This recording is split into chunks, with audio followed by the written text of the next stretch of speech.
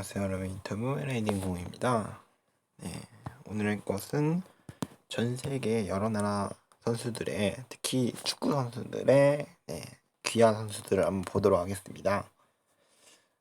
일단 귀하라는 게 다른 나라 국적으로 변경하는 거잖아요. 쉽게 말해서 내가 대한민국 아니 실제로 있는 국가로 되면 안 되겠죠. 자, 예를 들면은 내가 A 국가 소속이었는데 B 국가로 이런 식으로 A에서 B로 막 바꾸는 국적을 바꾸는 경우를 귀하라고 합니다. 귀하랑 당연히 이중 국적, 복수 국적 완전히 다른 거겠죠. 복수 국적은 말 그대로 자신이 가지고 있는 국적이 여러 개인데요. 국적이 여러 개인 이유가 그 이유도 여러 개가 있죠. 정말 엄마나 아빠가 그쪽 국가인 경우도 있고, 내가 그쪽 국가에 거주해가지고 국적을 따오는 경우도 있고, 이런 경우에는 또 나라마다 다르죠.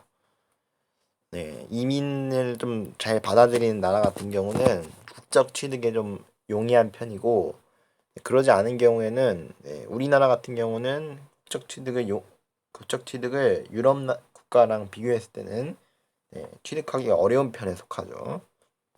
좀 약간 폐쇄적인 그런 민족주의 같은 성향을 띠고 있습니다. 그러다 보니까 우리나라가 국적 취득에 약간 어려움이 있다 보니까 외국인 귀하 선수가 축구 국가대표까지 선발되는 경우는 거의 없었습니다. 거의 없는 게 아니라 한 번도 없었죠, 진짜. 대한민국 헌법상 이게 사실 우리나라에서 거주를 하거나 또는 엄마나 아빠가 이제 대한민국 사람과 관련돼 있는 그런 혈통이거나 그런 경우에만 이제 국적 심사를 통해서, 우리나라 같은 경우는 귀하 그 심사도 있어요. 귀하 시험도 있어가지고 뭐 두 부부 중에 만약 결혼을 했다면은 두 부부 남녀 중에 한 사람이라도 귀하 시험에 통과하면은 귀하가 인정받게 됩니다.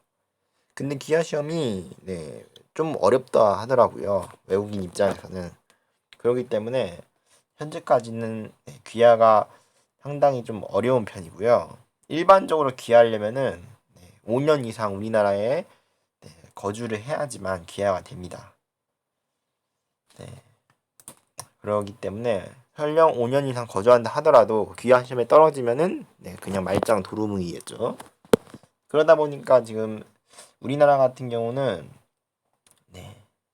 귀하 축구 선수 1호라고 불리는 신의 손, 본명 같은 경우는 발레리 콘스탄티노비치 사리체프인데요. 한국 이름으로 신의 손이라고 귀하했죠. 원래 우리나라가 외국인 골키퍼 허용했었는데 이 신의 손 사건 이후로 뭐 자세히 설명하면 너무 길어지니까 궁금하신 분은 한번 진짜 검색해 보시고요. 그 사건 이후로 외국인 골키퍼라 금지라는 조항을 새로 만들어냈죠. 어찌 보면은 K리그 역사, 아니 K리그가 아니지, 이거는 대한민국 골키퍼를 좀 더 발전시켰기 때문에, 아무래도 우리 이제 외국인 골키퍼 허용 안 하다 보니까 대한민국 골키퍼들이 주전을 차지하고 이제 많이 뛰다 보니까 이제 대한민국 골키퍼가 발전을 했다는 그런 이야기가 많죠. 그렇기 때문에 이 사건 이후로 우리나라가 이제 축구가 좀 더 발전하게 된, 한 단계 발전하게 된 결정적 계기가 되었고요. 뭐 여러분들이 뭐 신의 손 그 사건만 여러분들이 알고 계시고 다른 사건들을 많이 모르잖아요.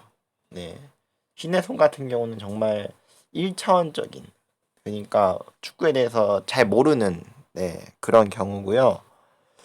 그 이외에도 샤샤 선수,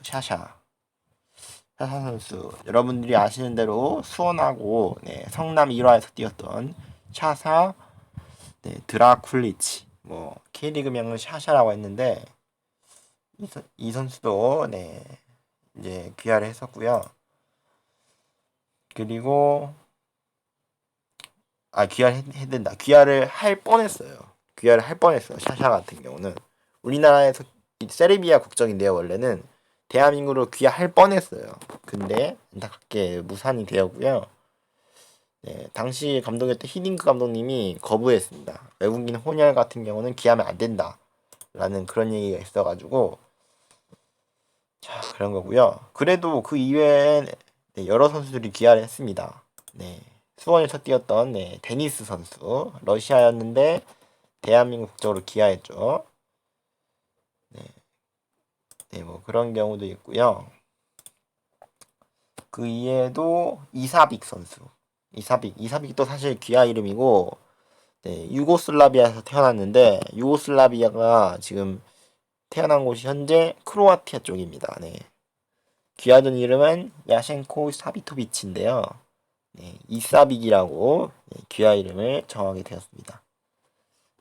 그 이외에는 귀하 이름이 거의 없어요.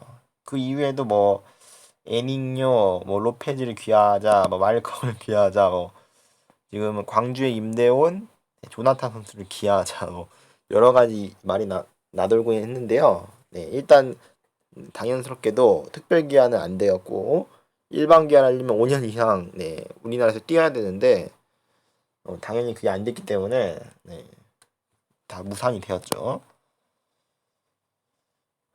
사실 우리나라가 좀 까다로운 편이에요. 기아가 우리나라 국민들이 민족주의적인 폐쇄적인 성향이 강해가지고 사실 이게 좀 역사적으로 봐야 되는데 우리나라가 반도국가잖아요. 반도국가의 특성이 약간 좀 폐쇄적이에요. 폐쇄적이고 쟤네들이 우리 영역을 넘어왔을 때 좀 거칠게 반응하는, 좀 거칠게 대응하는 좀 약간 그런 스타일이에요.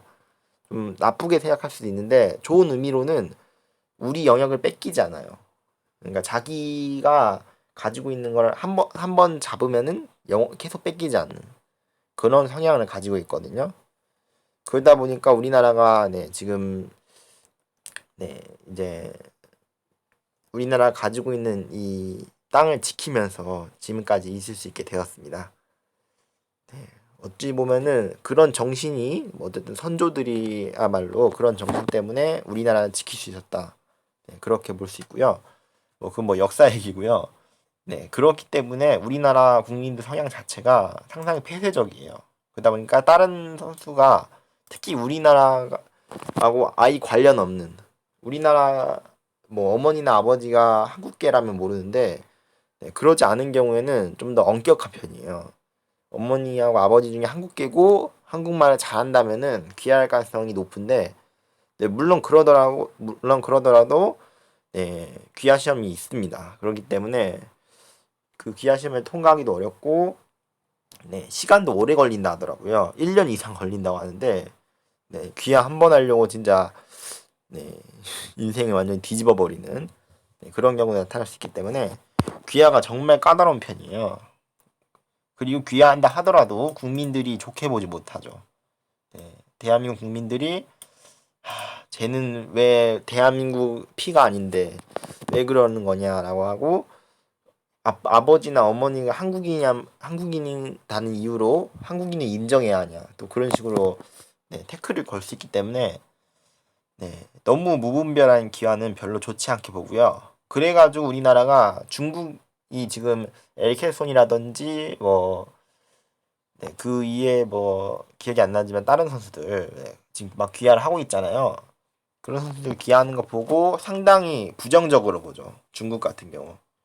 중국 이외에도 지금 카타르도 여러분들이 잘 모르시겠지만 우루과이나 지금 여러 가지 국가에서 지금 막 귀화를 해오고 있거든요. 우루과이 수단 그런 선수들이 지금 주전을 뛰고 있기 때문에 엄밀히 말하면 카타르도 지금 약간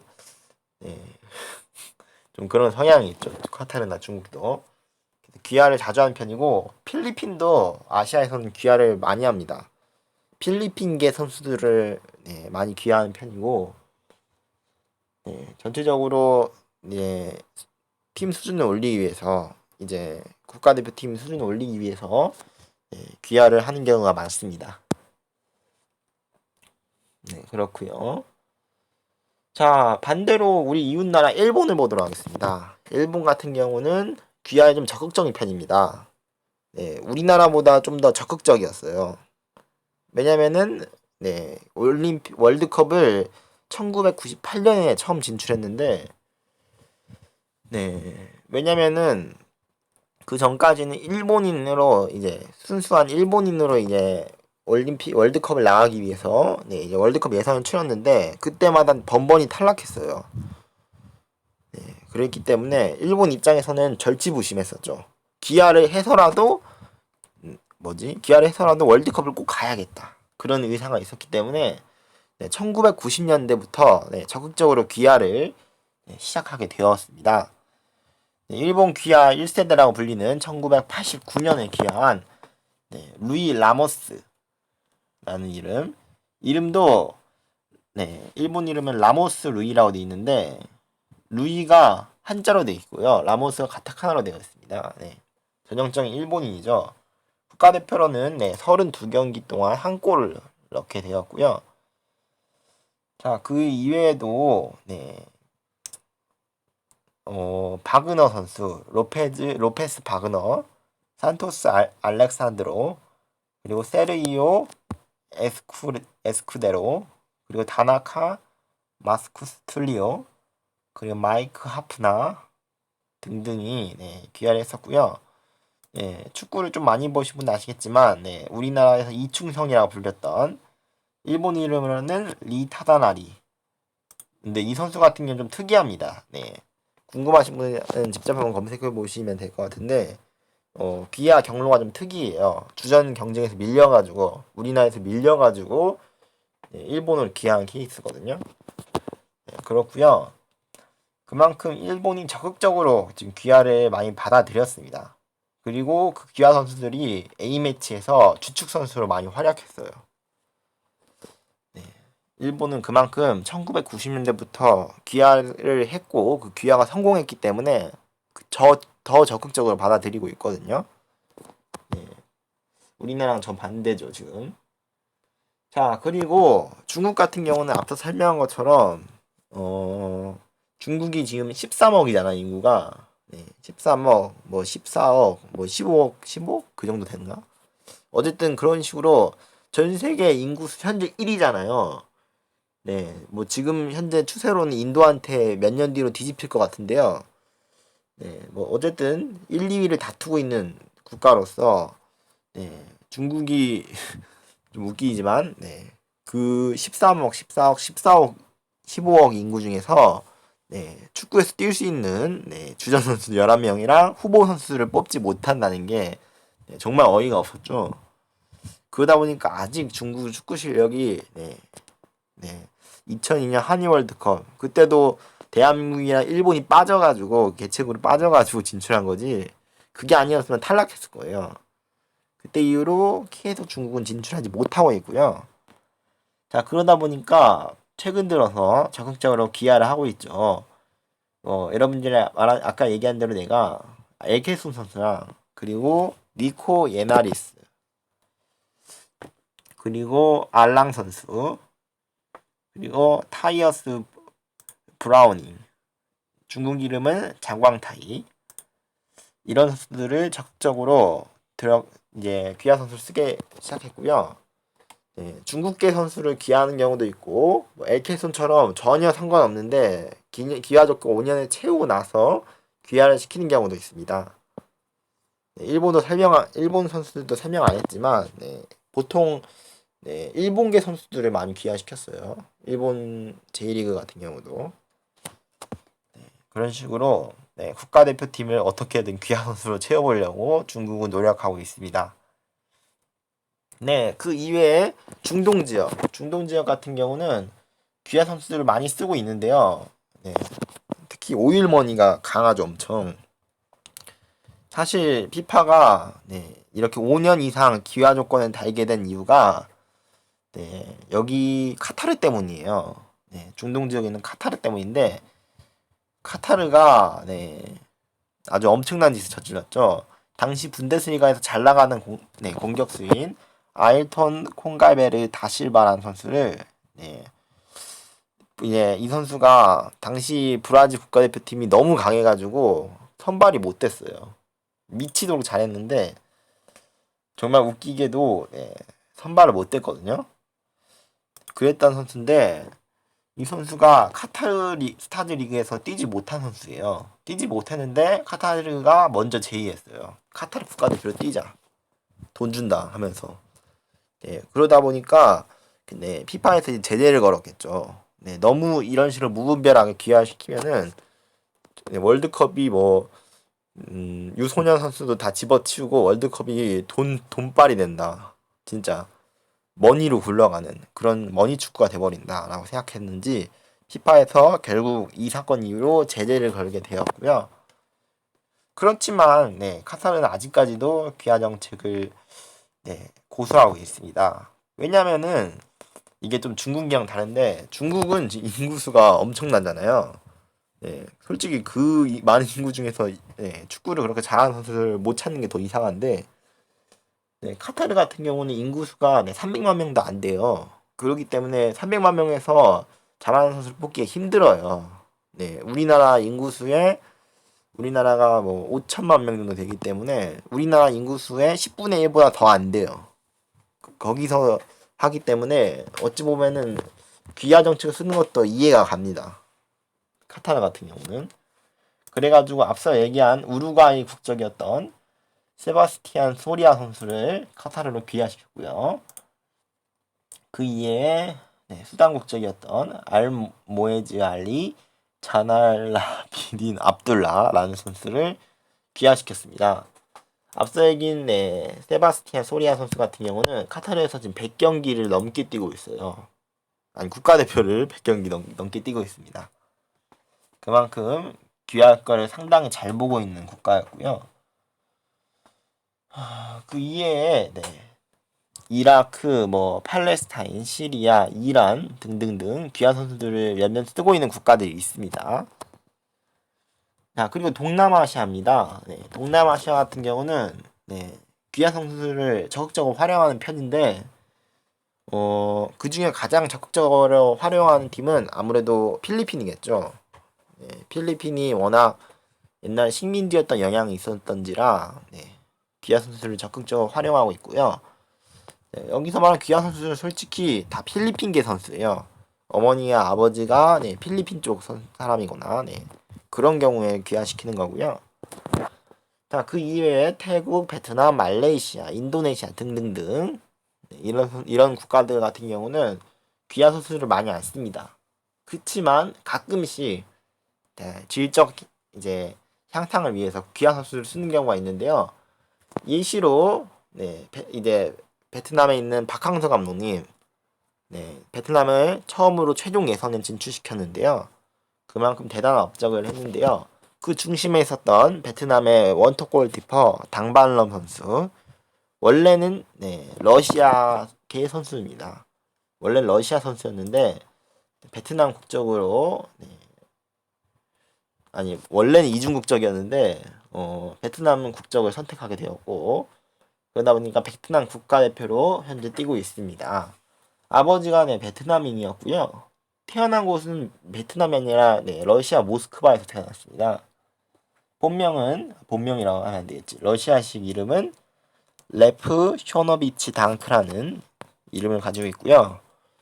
우리는 이 이름보다 당발런이라는 이름이 좀 더 익숙하죠.